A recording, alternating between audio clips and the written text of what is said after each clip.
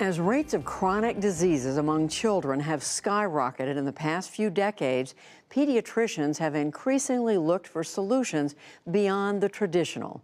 Sometimes that means prescribing time outdoors. Special correspondent Kat Wise has our story from Oakland, California. It's part of our regular series on the leading edge of science and health. Tina Egbe Nakenzawa wishes Saturday mornings didn't look like this. With her 6-year-old Alex cooped up inside playing video games. Lady Ninja coming through. 7-year-old Lisa glued to the television. Okay guys, breakfast is set. And Tina herself frantic with chores.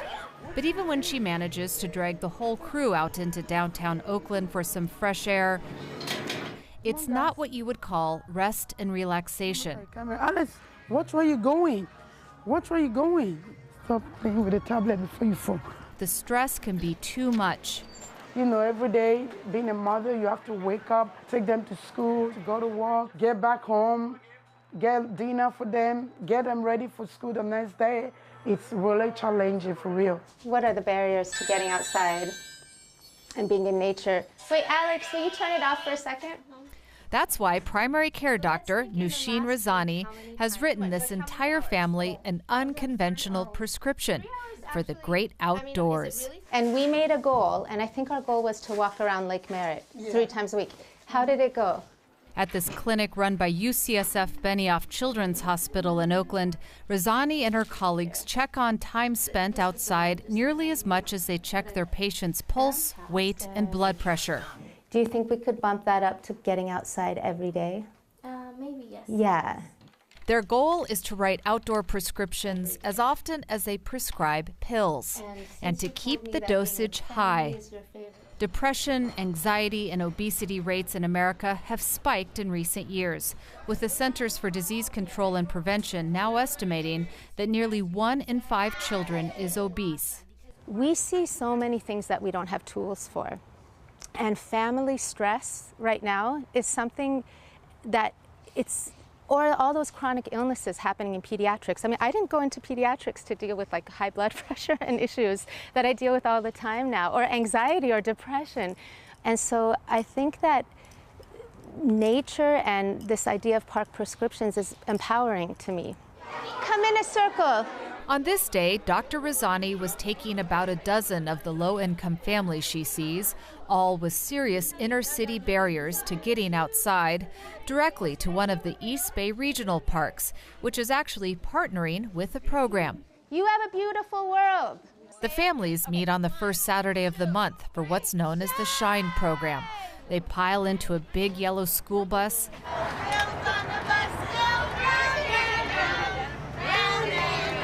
and head out along the windy roads outside Oakland to Lake Chabot Regional Park.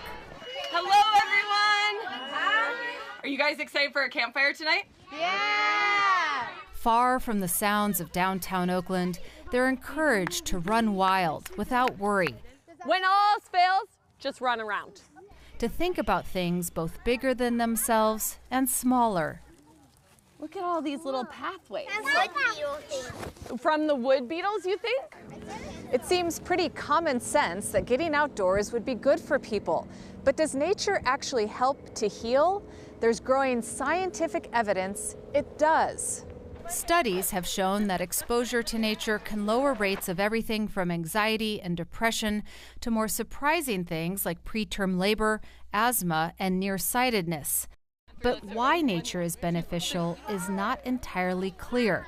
Some suspect that natural stimuli, the swaying trees, rushing water, and singing birds, might reset our fight-or-flight response, which is too often switched into overdrive by the stresses of modern life. That rest, in turn, gives the body's psychological, digestive, and immune systems the break they need to function normally. If you take an urban adult into a forest, within 15 minutes, you see improvements in cortisol, blood pressure, heart rate. But more convincing to me is the fact that people who live in green areas live longer. Through the Shine program, Razani recently completed one of the first randomized trials on the benefits of park prescriptions for low-income families. Every park visit resulted in improved stress for parents, and every park visit resulted in improved resilience for a child. But it didn't matter if they came with us or they went on their own. The SHINE program is part of a network of more than 80 outdoor prescription programs in 34 states, being tracked by the Park Prescription Census, most of which have sprouted in the last decade. From the people that brought you getting outside comes prescription strength nature. The movement has even inspired spoof drug ads from the Colorado-based group Nature RX. Nature can reduce cynicism, meaninglessness, anal retentiveness, and murderous rage. Are you feeling sad, depressed, anxious? Sometimes a little anxious, you know. The nature of the prescriptions vary by program, from general encouragement to old-fashioned paper scripts, like the ones written at the Marin City Health and Wellness Center near San Francisco. Why is it important to write this all down on a piece of paper, a prescription pad, versus just telling someone, why don't you get out into nature more? Yeah, that's a really good question. So I feel like if I'm writing this prescription, it's a form of an agreement between me and the patient. But it's more for the patient themselves to take more accountability for their health. The idea is gaining traction in some unlikely quarters. San Francisco's VA Medical Center prescribes nature through its Warrior program for veterans who struggle with PTSD and anxiety. If the roots are good and healthy, they're going to be holding on to that soil, right? Air Force vet Virginia Vinzant saw the world as a threat before this program. After 22 years of service and some heavy trauma, she could barely leave her home. I don't know how people realize how important it is for people like me to be able to learn how to live in the world again. Because trees are forgiving. You know, the grass doesn't judge you. The grass doesn't care how squirrely you seem to be that day. It doesn't care. When I first started this, I'm like, oh, come on, seriously, going outside is going to help what, really? But amazingly so, it does help. This pathway is used by about 1.5 million people a year. Greg Moore of the Golden Gate National Parks Conservancy helped create a national park prescription network to promote knowledge sharing among all these groups. But the idea of using public lands as healthcare facilities isn't a new one, he says, just one in need of a comeback. I think not many people are aware that actually the genesis of the park was a public health genesis. Central Park was developed because people in New York thought that there were unhealthy living conditions in New York. So we're just returning to something we've known for a long time and giving it a contemporary lens and motivation. So in the time before time, they say that coyote was the creator of all great things. Several of the nation's largest insurers have begun supporting this work and reimbursing visits to healthcare providers as well.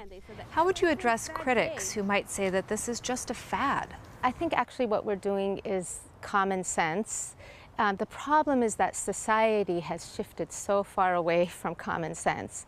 1, 2, 3.